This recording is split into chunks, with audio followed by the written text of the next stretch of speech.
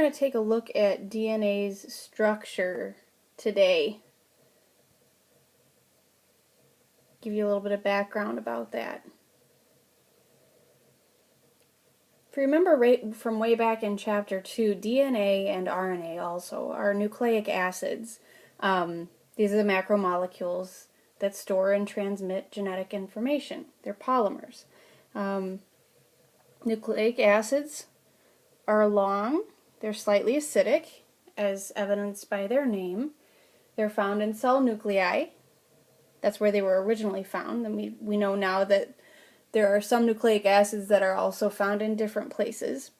Nucleic acids building blocks are nucleotides that are linked together to form long chains. So the monomer is the nucleotide, the polymer is the nucleic acid.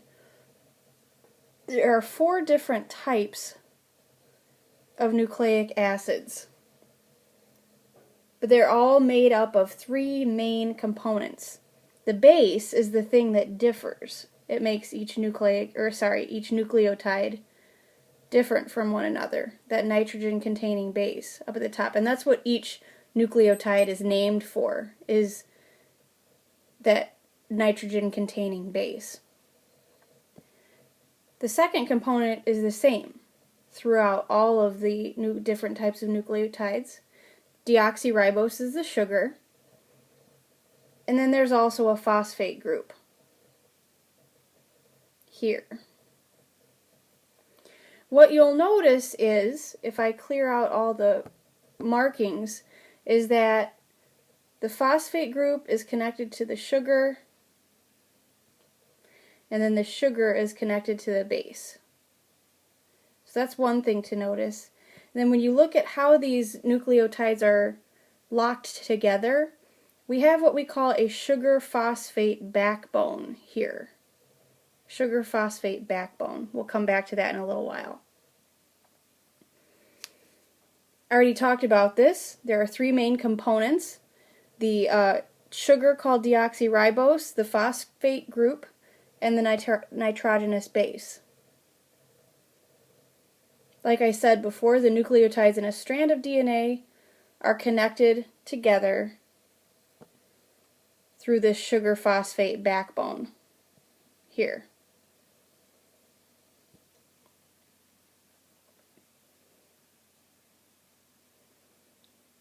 We already discussed that there are 4 different kinds of nitrogenous bases: adenine, guanine, cytosine, and thymine. I didn't mention those names yet specifically, but those are the 4 different kinds of nitrogenous bases. Those bases stick out sideways from the nucleotide chain. These can be mixed and matched, joined together in any order, meaning that any sequence of bases is possible. And ultimately, the sequence of bases determines the type of protein that is formed. A little bit more history, more scientists to this story of the discovery of DNA and how it works. Chargaff discovered that the percentages of adenine and thymine bases are almost equal in any DNA sample. The same is true for guanine and cytosine. So Chargaff's rule is what we now call the base pairing rule, that A matches up with T and C matches up with G, because we know that those sets of nucleotides are present in the same percentages. Rosalind Franklin, the only woman in this story of DNA discovery, used a technique called X-ray diffraction to get more information about the structure of the DNA molecule.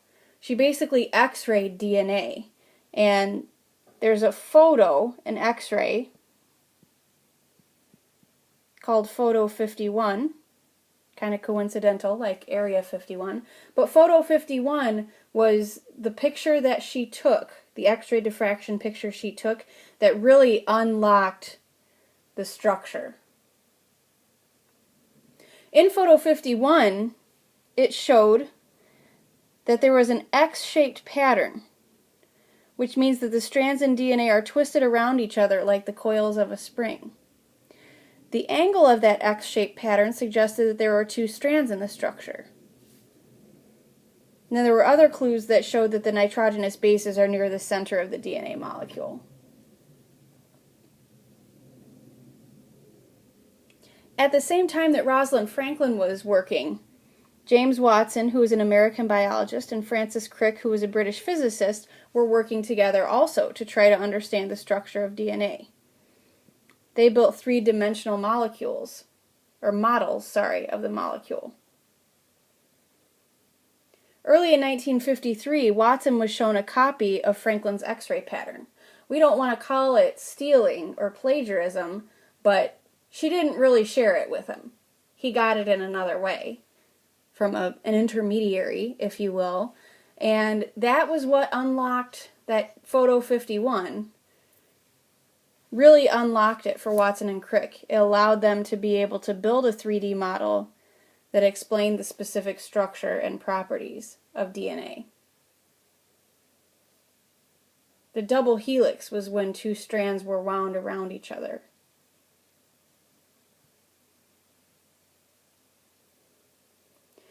A double helix looks like a twisted ladder. You've probably seen this before. Almost looks like two spiral staircases twisted around each other. The double helix pattern corresponded to Franklin's X-ray picture. It worked with Chargaff's rule, and it also worked with how the two strands of DNA are held together.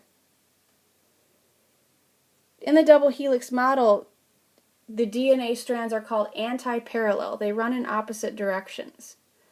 Not too much more you need to know about that for this class, but long story short, it enables the bases on both strands to come into contact at the center of the molecule. It also allows each strand to carry a sequence of nucleotides. We always make the analogy that these nucleotides are the four-letter genetic alphabet. The hydrogen bonds form between certain nitrogenous bases. Remember those good old hydrogen bonds that are between water molecules to cause cohesion. Hydrogen bonds are formed between these bases, providing just enough force to hold the two DNA strands together. Hydrogen bonds, again, if you don't remember, are pretty weak chemical forces, relatively speaking, that allow the two strands of the helix to separate. They'll hold them together, but then they can separate as well. And that ability to separate is really important to the function of DNA.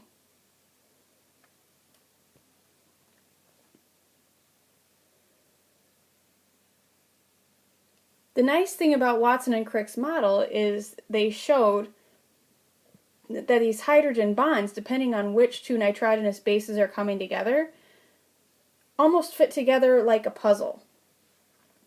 And the way that this base pairing worked out, adenine with thymine and guanine with cytosine, goes along again with Chargaff's rule. These are the base pairing rules. So guanine pairs with cytosine, adenine pairs with thymine. I always say that the straight line letters, the straight line letters go together, and the curvy letters go together.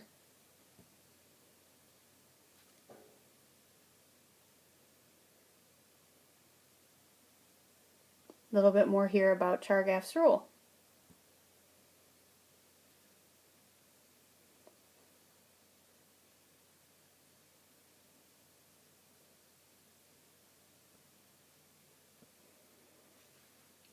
Before I end this screencast, I just wanted to show you a couple things. First of all, this down here is photo 51. This is Rosalind Franklin's X-ray of DNA. I don't expect you to be able to see anything there that looks like DNA. I certainly cannot. If you can, let us know. But that was the key to unlocking what you see here in the bigger picture, which is Watson, here's Crick, and what they did with that three-dimensional model of DNA. This 3D model of DNA, I believe the original is at the Museum of Science and Industry in the DNA portion of that museum.